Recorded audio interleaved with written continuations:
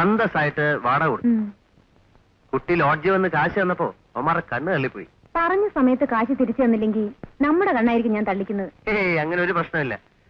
ജോലി കിട്ടിയില്ലേലും കാശുണ്ടാക്കാനുള്ള പണി ഒപ്പിച്ചു. 7 കവിതകൾ എഴുതി 7 വാരികൾക്ക് അയച്ചു കൊടുത്തു. ഒരു കവിതയ്ക്ക് 20 രൂപ വെച്ച് കൂട്ടിക്കോ.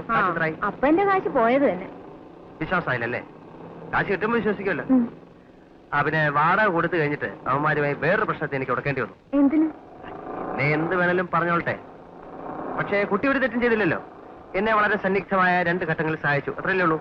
അവന്മാരുടെ മൂന്തക്കെട്ടൊന്ന് കൊടുക്കാൻ തോന്നി. അവര് പറയാ കുട്ടിക്ക് എന്നോട് ലവ് ആണെന്ന്. അവരുടെ മൂന്തക്കെട്ടിട്ട് പൊട്ടിക്കണമായിരുന്നു. അല്ല, സത്യത്തിൽ എന്നോട് അങ്ങനെ വല്ലതും ഉണ്ടോ?